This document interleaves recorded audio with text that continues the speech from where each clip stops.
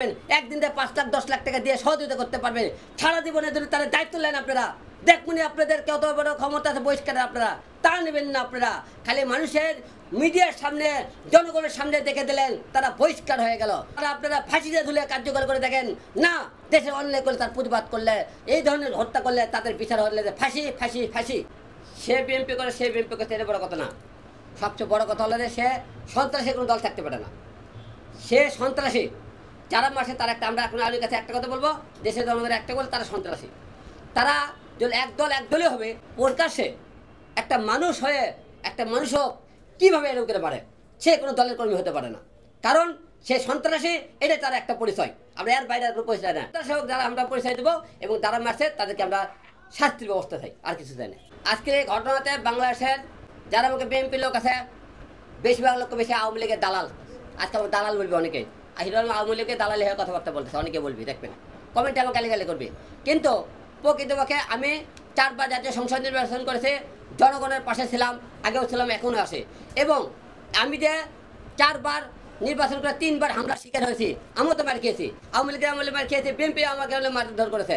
তাহলে আমি কেন কথা বলবো না? কারণ একের পর এক আমরা যদি সবাই চুপ হয়ে থাকি, তাহলে দেশের জনগণ তো মনে করে আমি কি ছাত্র তুলি, আমি রাজনীতি থেকে চলে যাচ্ছি, দেশের উপর ধর্ণা এত হত্যা হবে, অন্যায় হবে, অত্যাচার হবে, আমি চুপ করে থাকবো না। কারণ আমাকে মারধর করেছে, আমার নয় মা বাবা খালি ছিল না, আমার নয় টাকা ছিল না, আমার নয় প্রশাসন ছিল না, সেটাকে আমার মামলা না ঝমকে ছিল, আমার মারের না বিচারে হয়নি। কিন্তু তাদেরকে আজকে প্রকাশ্য মারধর করতেছে, তাদের জন্য সবাই যে চুপচাপ থাকে, দেশের জনগণ কথা না বললে আজকে সবকে পাথর দিয়ে মেরেছে, কালকে আপনাকে মারবে না তার কোনো শিওর নাই। তাই আপনাদেরকে সবাইকে বলতেছে একটা কথাই, আপনারা যারা অন্যায় করবে, অত্যাচার করবে, জুলুম করবে, আপনারা তাদেরকে প্রতিবাদ করেন। এবং দেশের আইন, নতুন করে আইন আবার তৈরি করতে হবে, তাদেরকে মৃত্যুদণ্ড দিলে 24 ঘন্টার মধ্যে কার্যকর করতে হবে। নতুন আইন চাই আমার দেশে। আমরা যারা এখন বিএনপি যে সমস্ত নেতারা দল করেছে, তাদেরকে বহিষ্কার করেছে, বহিষ্কার করে কি করছেন, তারা মনে করেন তাদের কর্মে ফিরে গেছে, দলের থাকলো না। কিন্তু তাদের কিন্তু দলের সুযোগ সুবিধা খেলে দল থেকে তারা কি করছে, নাম কেটে গেছে, সুযোগ সুবিধাকে তলে তলে তারা ঠিকই ভোগ করবে, ঠিকই তাদের পাশে দাঁড়াবে। দেখা গেছে দল থেকে আপনি বহিষ্কার করলেন দলকে, কিন্তু একবার বহিষ্কার করে একবার চিন্তা করলেন না যাদেরকে বহিষ্কার করলেন, যাদের কারণে একটা পরিবার, সোহাগের মতো পরিবার ধ্বংস হয়ে গেল, এই পরিবারের দায়িত্ব বহিষ্কার করলেন আপনি, তারা লেনতে আপনার দায়িত্ব। যারা বহিষ্কার করছেন, যারা ওই দমকে ওদেরকে বহিষ্কার করলেন, তাদের কারণে আজকে পরিবার একটা ধ্বংস হয়ে গেল। এই সোহাগের দায়িত্ব আপনি বহিষ্কার নেতারা যারা নিয়েছেন, যারা বহিষ্কার করছেন, তারা লেন দেখে ওই পরিবারের আপনারা কি বহিষ্কারের দায়িত্ব নিতে পারবেন? একদিন 5 লাখ 10 লাখ টাকা দিয়ে সহযোগিতা করতে পারবেন, সারা জীবনে যদি তার দায়িত্ব নেন আপনারা দেখুন আপনাদের কত বড় ক্ষমতা আছে বহিষ্কারের, আপনারা তা নেবেন না। আপনারা খালি মানুষের মিডিয়ার সামনে জনগণের সামনে দেখে দিলেন, তারা বহিষ্কার হয়ে গেল। বহিষ্কার কোনো সমাধান হতে পারে না।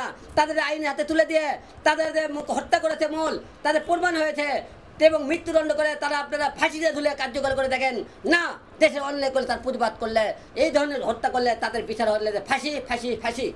আসলে আগে থেকে হিরোলমা একা তো প্রতিবাদ করে, একাই হিরোলমা এখন পর্যন্ত দল তৈরি করে দলের সাথে যায়নি। আমরা প্রতিবাদ করতেছিলাম আগে থেকে, এখনও করবো, ভবিষ্যতেও করে দেবো। কারণ দেশের জনগণকে নির্বাচন করলে যে আপনি প্রতিবাদ করবে তাহলে ভুল, তাহলে একতরফা হয়ে গেল। আপনি নিজের স্বার্থভাবে আমি নির্বাচন করবো, জনগণের প্রতিবাদ করবে, এটা তো হতে পারে না। এত দেশের সচেতন নাগরিক হলে, অন্যায় অত্যাচার হলে আপনার প্রতি সবাই দিলে আপনি কথাবার্তা বলেন, তাহলে মনে করবেন বুঝবি জনগণ না হিরোলম সব দিকে আছে, কারণ ছাত্রর জন্য নাই। আমি নিজের কথা ভাবি না, কারণ আমি নিজের জন্য কয়বার মৃত্যুর মুখ থেকে ফিরে এসেছি, উপরওয়ালা এখনো বেঁচে রাখছে। ভবিষ্যতে মনে করেন যে অন্যায় অত্যাচারে হিরোলম চুপ থাকবে না কোনো জায়গাতে, সব জায়গাতে অত্যাচারের অবশ্যই হিরোলম পাশে থাকবে। আওয়ামী লীগের জনগণ দেখেছে, বিএনপিও দেখেছে, নতুন 2টা দল এনসিপি আর মুখে জামার 2টা দল দেখেনি। সামনে নতুন দলগুলো কানাই মনে ভালো, কারণ পুরাতনের জ্বালা তো আমরা একটা দল ক্ষমতা না আসতে তারা যে হিসেবে উঠে পড়ে লেগেছে, যে আমরা ক্ষমতা আসলে তারা আর কত কী করতে পারে।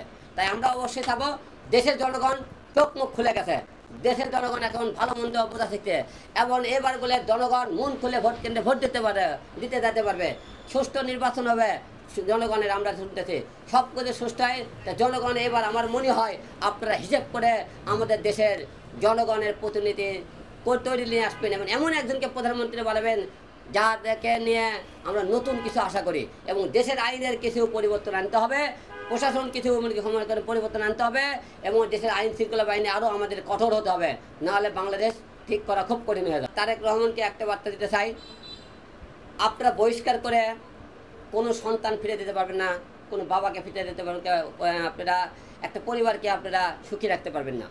আপনাদের নেতাকর্মীরা গত 5 তারিখের পরে থেকে যা অত্যাচার জুলুম করেছে, এবং আমিও সেই জুলুমের শিকার। আপনাদের বিএনপির লোকেরা আমাকে মারধর করেছে। আপনি দেখেছেন যখন আওয়ামী লীগ সরকার ক্ষমতা ছিল, হিরো আলম কিন্তু আওয়ামী লীগের বিরুদ্ধে প্রতিবাদ করতে ভয় করেনি, কথাবার্তা করে। কিন্তু আমি হিরো আলম, আপনারা 5 তারিখের পরে আপনাকে বিএনপির লোক আমাকে প্রকাশ্যে আদালতে কিন্তু মারধর করেছে, আমি বিচার পাইনি।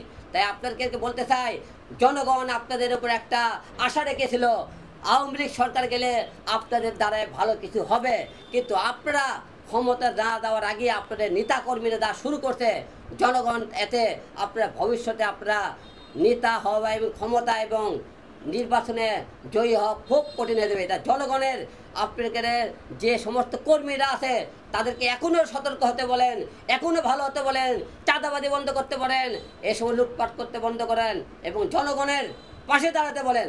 তাহলে দেখবেন একদিন বাংলাদেশের মানুষ আপনাদেরকে নিয়ে যে আশা করেছিল, যে মনে স্বপ্ন দেখেছিল, সেই স্বপ্ন বাস্তবায়ন আপনাদের হবে। এখন তো 5 তারিখের পর থেকে সেরকম দেখতে যাচ্ছে, যেখানে আওয়ামী লীগ আগে চাঁদা তুলতেছিল সেখানে বিএনপি চাঁদা তোলে, যেখানে মনে করেন সন্ত্রাসীরা মনে করেন আগে চুপ করে থেকেছিল আওয়ামী লীগেরা, সেখানে বিএনপি এরা কথা বলতেছে। যেখানে মনে করেন আগে আওয়ামী লীগ কথা বলেনি, সেখানে বিএনপি কথাবার্তা বলতেছে। এখন এইরকম তো মায়ক দেখেছে সমস্ত প্রমাণ।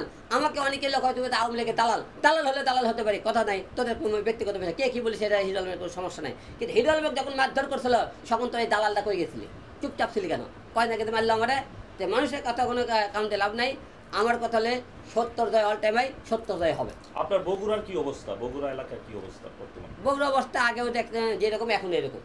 এখন বগুড়ার পরিস্থিতি যেহেতু মনে আগে দেখছিল বগুড়াতে মনে করে আমার আদালতে প্রকাশ সেবাকে মারধর করেছে, সেই থেকে বগুড়ার লোকেদের পর আমার একটা ক্ষিপ্ত একটা ঘৃণা জন্ম হয়ে গেছে। কারণ যে জায়গা হিরো আলম বগুড়ার জন্ম, সেই বগুড়ার মাটিতে তাদের জন্য এত কিছু করলাম, সেই বগুড়ার মাটিতে হিরো আলমের উপর মারধর করেছে, তাতে অবশ্যই বগুড়া মানুষের অবশ্যই আমার ক্ষিপ্ত একটা ঘৃণা আছে। তার মানে কি বগুড়া থেকে আপনি কখনো নির্বাচন করবেন না? নির্বাচন কোন জায়গা থেকে করবো তার ঠিক নেই। আমি ঢাকা থেকেও করতে পারি, বগুড়া থেকে করতে, আমি আবার মনে করেন টেকনোবর নির্বাচন করতে পারি, এটা কোনো বিষয় না। আচ্ছা।